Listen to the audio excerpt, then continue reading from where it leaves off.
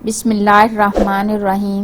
آپ صلی اللہ علیہ وآلہ وسلم کی عمر 35 سال ہوئی تو مکے میں زبردست سیلاب آیا۔ قریش نے سیلاب سے محفوظ رہنے کے لیے ایک بند بنا رکھا تھا، مگر یہ سیلاب اس قدر زبردست تھا کہ بند توڑ کر کعبہ میں داخل ہو گیا۔ پانی کے زبردست ریلے اور پانی کے اندر جمع ہونے کی وجہ سے کعبہ کی دیواروں میں شگاف پڑ گئے۔ اس سے پہلے ایک مرتبہ یہ دیواریں آگ لگ جانے کی وجہ سے کمزور ہو چکی تھی، اور یہ واقعہ اس طرح ہوا تھا کہ ایک مرتبہ کوئی عورت کعبہ کو دھونی دے رہی تھی کہ اس آگ میں سے ایک چنگاڑی اڑ کر کعبہ کے پردوں تک پہنچ گئی۔ اس سے پردوں کو آگ لگ گئی اور دیواریں تک جل گئی۔ اس طرح دیواریں بہت کمزور ہو گئی تھی۔ یہی وجہ تھی کہ سیلاب نے ان کو کمزور دیواروں میں شگاف کر دیے۔ سیدنا ابراہیم علیہ السلام نے کعبہ کی جو دیواریں اٹھائی تھی وہ 9 گز اونچی تھی۔ ان پر چھت نہیں تھی۔ لوگ کعبہ کے لیے نذرانہ وغیرہ لاتے تھے۔ یہ نذرانے کپڑے اور خوشبوئیں وغیرہ ہوتی تھی۔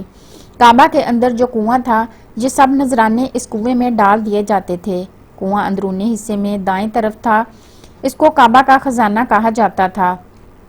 کعبہ کے خزانے کو ایک مرتبہ ایک چور نے چرانے کی کوشش کی۔ چور کنویں میں ہی مر گیا۔ اس کے بعد اللہ تعالیٰ نے اس کی حفاظت کے لیے ایک سانپ کو مقرر کر دیا۔ یہ سانپ کنویں کی منڈیر پر بیٹھا رہتا، کسی کو خزانے کے نزدیک نہیں آنے دیتا تھا۔ قریش بھی اس سے خوف زدہ رہتے تھے۔ جب مکے کے کعبے کی دیواروں میں شگاف پڑ گئے اور نئے سرے سے اس کی تعمیر کا مسئلہ پیش آیا تو اللہ تعالیٰ نے ایک پرندے کو بھیجا جو اس سانپ کو اٹھا کر لے گیا۔ یہ دیکھ کر قریش کے لوگ بہت خوش ہوئے۔ اب انہوں نے نئے سرے سے کعبے کی تعمیر کا فیصلہ کر لیا اور پروگرام بنایا کہ بنیادیں مضبوط بنا کر دیواروں کو زیادہ اونچا اٹھایا جائے۔ اس طرح دروازے کو بھی اونچا کر دیا جائے تاکہ کعبہ میں کوئی داخل نہ ہو، صرف وہی شخص داخل ہوں جسے وہ اجازت دے۔ اب انہوں نے پتھر جمع کیے۔ ہر قبیلہ اپنے حصے کے پتھر الگ جمع کر رہا تھا۔ چندہ بھی جمع کیا گیا۔ چندہ میں انہوں نے پاک کمائی شامل کی، نہ پاک کمائی نہیں دی۔ مثلا طوائفوں کی آمدنی، سود کی کمائی، دوسروں کا مال غصب کر کے حاصل کی گئی دولت چندے میں نہیں دی، اور پاک کمائی انہوں نے بلا وجہ نہیں دی تھی۔ ایک خاص واقعہ پیش آیا تھا جس سے وہ اس نتیجے پر پہنچے تھے کہ اس کام میں صرف پاک کمائی لگائی جائے گی، اور وہ واقعہ یوں تھا کہ ایک قریشی سردار ابو وہاب عمرہ بن عابد نے جب یہ کام شروع کرنے کے لیے ایک پتھر اٹھایا تو پتھر اس کے ہاتھ سے نکل کر اسی جگہ پہنچ گیا جہاں سے اٹھایا گیا تھا۔ اس پر قریشی حیران و پریشان ہوئے۔ آخر خود وہاب کھڑا ہوا اور بولا، اے گروہ قریش، کعبہ کی بنیادوں میں سوائے پاک مال کے کوئی دوسرا مال شامل مت کرنا۔ بیت اللہ کی تعمیر میں کسی بدکار عورت کی کمائی، سود کی کمائی یا زبردستی حاصل کی گئی دولت ہرگز شامل نہ کرنا۔ یہ وہاب نبی کریم صلی اللہ علیہ وآلہ وسلم کے والد حضرت عبداللہ کا ماموں تھا اور اپنی قوم میں ایک شریف آدمی تھا۔ جب قریش کے لوگ خانہ کعبہ کی تعمیر کے لیے پتھر ڈھو رہے تھے تو ان کے ساتھ نبی کریم صلی اللہ علیہ وآلہ وسلم بھی پتھر ڈھونے میں شریک تھے۔ آپ پتھر اپنی گردن پر رکھ کر لا رہے تھے۔ تعمیر شروع کرنے سے پہلے قریش کے لوگوں نے خوف محسوس کیا کہ دیواریں گرانے سے کہیں ان پر کوئی مصیبت نہ نازل ہو جائے۔ آخر ایک سردار ولید بن مغیرہ نے کہا، کعبہ کی دیواریں گرانے سے تمہارا ارادہ اصلاح اور مرمت کا ہے یا اس کو خراب کرنے کا؟ جواب میں انہوں نے کہا، ظاہر ہے ہم تو مرمت اور اصلاح چاہتے ہیں۔ یہ سن کر ولید نے تب سمجھ لو اللہ تعالیٰ اصلاح کرنے والوں کو برباد نہیں کرتا۔ پھر ولید نے ہی گرانے کا کام شروع کیا، لیکن اس نے بھی صرف ایک حصہ ہی گرایا تاکہ معلوم ہو جائے کہ ان پر کوئی تباہی تو نہیں آتی۔ جب وہ رات خیریت سے گزر گئی تب دوسرے دن سب لوگ اس کے ساتھ شریک ہو گئے اور پوری عمارت گرا دی، یہاں تک کہ اس کی بنیاد تک پہنچ گئی۔ یہ بنیاد ابراہیم علیہ السلام کے ہاتھوں کی رکھی ہوئی تھی۔ حضرت ابراہیم علیہ السلام نے بنیادوں میں سبز رنگ کے پتھر رکھے تھے۔ یہ پتھر اونٹ کی کوہان کی طرح کے تھے اور ایک دوسرے سے جڑے ہوئے تھے۔ ان لوگوں کے لیے ان کو توڑنا بہت مشکل کام ثابت ہوا۔ دائیں کونے کو نیچے سے قریش کو ایک تحریر ملی۔ وہ تحریر سریانی زبان میں لکھی ہوئی تھی۔ انہیں سریانی زبان نہیں آتی تھی۔ آخر ایک یہودی کو تلاش کر کے لایا گیا۔ اس نے وہ تحریر پڑھ کر انہیں سنائی۔ تحریر یہ تھی، میں اللہ ہوں، مکہ کا مالک، جس کو میں نے اس دن پیدا کیا جس دن میں نے آسمان اور زمینوں کو پیدا کیا۔ جس دن میں نے سورج اور چاند بنائے، میں نے یعنی مکہ کو 7 فرشتوں کے ذریعے گھیر دیا ہے۔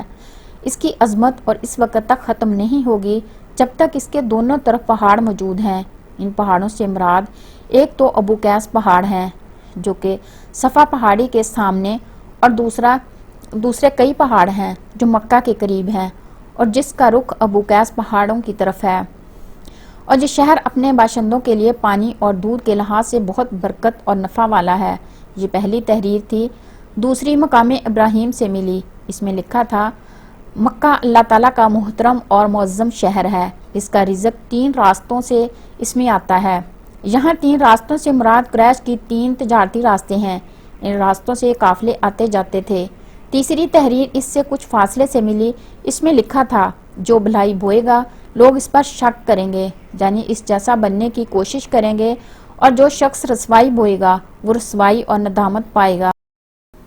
تم برائیاں کر کے بھلائی کی آس لگاتے ہو، ہاں یہ ایسا ہی ہے جیسے کیکر چانی کانٹے دار درخت میں کوئی انگور تلاش کرے۔ یہ تحریر کعبہ کے اندر پتھر پہ کھدی ہوئی ملی۔ کعبہ کی تعمیر کے سلسلے میں قریش کو پتھروں کے علاوہ لکڑی کی بھی ضرورت تھی، چھت اور دیواروں میں لکڑی کی ضرورت تھی۔ لکڑی کا مسئلہ اس طرح حل ہوا کہ ایک جہاز عرب کے ساحل سے آ کر ٹکرا گیا۔ آج اس مقام کو جدہ کا ساحل کہا جاتا ہے، یہ پہلے مکہ کا ساحل کہلاتا تھا، اس لیے کہ مکہ کے قریب ترین ساحل جنی یہی تھا۔ ساحل سے ٹکرا کر جہاز ٹوٹ گیا، وہ جہاز رومی تاجر کا تھا۔ اس جہاز میں شاہ روم کے لیے سنگ مرمر، لکڑی اور لوہے کا سامان لے جایا جا رہا تھا۔ قریش کو اس جہاز کے بارے میں پتہ چلا تو یہ لوگ وہاں پہنچے اور ان لوگوں سے لکڑی خرید لی۔ اس طرح چھت کی تعمیر میں اس لکڑی کو استعمال کیا گیا۔ آخر خانہ کعبہ کی تعمیر کا کام حجرہ اسود تک پہنچ گیا۔ اب یہاں ایک نیا مسئلہ پیدا ہو گیا۔ سوال یہ پیدا ہوا کہ حجرہ اسود کون اٹھا کر اس کی جگہ پر رکھے گا؟ ہر قبیلہ یہ فضیلت خود حاصل کرنا چاہتا تھا۔ جھگڑا اس حد تک بڑھا کہ مرنے مارنے تک نوبت آ گئی، لوگ ایک دوسرے کو قتل کرنے پر تل گئے۔ قبیلہ عبدالدار نے تو قبیلہ عادی کے ساتھ مل کر ایک برتن میں خون بھرا اور اس میں اپنے ہاتھ ڈبو کر کہا، حجرہ اسود ہم رکھیں گے۔ اس طرح دوسرے قبیلے بھی اڑ گئے، تلواریں نیاموں سے نکل آئی، آخر سب بیت اللہ میں جمع ہو گئے۔ ان لوگوں میں ابو امیہ بن مغیرہ تھا، ان کا نام حذیفہ تھا۔ قریش کے پورے قبیلے میں یہ سب سے زیادہ عمر والا تھا۔ ام المومنین سیدہ ام سلمہ کا باپ قریش کے انتہائی شریف لوگوں میں سے تھا، مسافروں کو سفر سامان اور کھانا پینا وغیرہ دینے کے سلسلے میں بہت مشہور تھا۔ جب کبھی سفر کرتا تو اپنے ساتھیوں کے ساتھ کھانے پینے کا سامان خود کرتا تھا۔ اس وقت اس شدید جھگڑے کو ختم کرنے کے لیے اس نے ایک حل پیش کیا۔ اس نے سب سے کہا، اے قریش کے لوگوں، اپنا جھگڑا ختم کرنے کے لیے تم یوں کرو کہ حرم کی صفا نامی دروازے سے جو شخص سب سے پہلے داخل ہو اس سے فیصلہ کرا لو، وہ تمہارے درمیان جو فیصلہ کرے سب اس کو مان لیں۔ یہ تجویز سب نے مان لی۔ آج اس دروازے کو باب الاسلام کہا جاتا ہے۔ یہ دروازہ رکن یمانی اور رکن اسود کے درمیان حصے کے سامنے ہے۔ اللہ کی قدرت کے اس دروازے سے سب سے پہلے حضور نبی کریم صلی اللہ علیہ وسلم تشریف لائے۔ قریش نے جیسے ہی آپ کو دیکھا پکار اٹھے، یہ تو امین ہے، یہ تو محمد ہے، ہم ان پر راضی ہیں۔ اور ان کے ایسا کہنے کی وجہ یہ تھی کہ قریش اپنے آپس کے جھگڑوں کے فیصلے آپ ہی سے کرتے تھے، آپ ہی کسی کی بے جا حمایت نہیں کرتے تھے، نہ بلا وجہ کسی کی مخالفت کرتے تھے۔ پھر ان لوگوں نے اپنے جھگڑے کی تفصیل آپ کو سنائی۔ ساری تفصیل سن کر آپ نے فرمایا، ایک چادر لے آؤ۔ وہ لوگ چادر لے آئے۔ آپ نے اس چادر کو بچھایا اور اپنے دست مبارک سے حجرہ اسود کو اٹھا کر اس چادر پر رکھ دیا۔ اس کے بعد آپ نے ارشاد فرمایا، ہر قبیلے کے لوگ اس چادر کا ایک ایک کونا پکڑ لے، پھر سب مل کر اس کو اٹھائیں۔ انہوں نے ایسا ہی کیا۔ چادر کو اٹھائے ہوئے وہ اس مقام تک آ گئے جہاں حجرہ اسود کو رکھنا تھا۔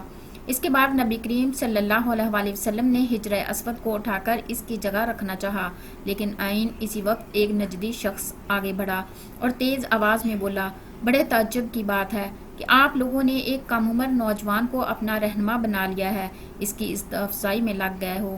یاد رکھو، یہ شخص سب کو گروہوں میں تقسیم کر دے گا، تم لوگوں کو پارا پارا کر دے گا۔ قریب تھا کہ لوگوں میں اس طرح کی باتیں ہوتی، ایک بار پھر جھگڑا ہو جائے، لیکن پھر خود ہی انہوں نے محسوس کر لیا کہ حضور صلی اللہ علیہ وسلم نے جو فیصلہ کیا ہے وہ لڑانے والا نہیں، لڑائی ختم کرنے والا ہے۔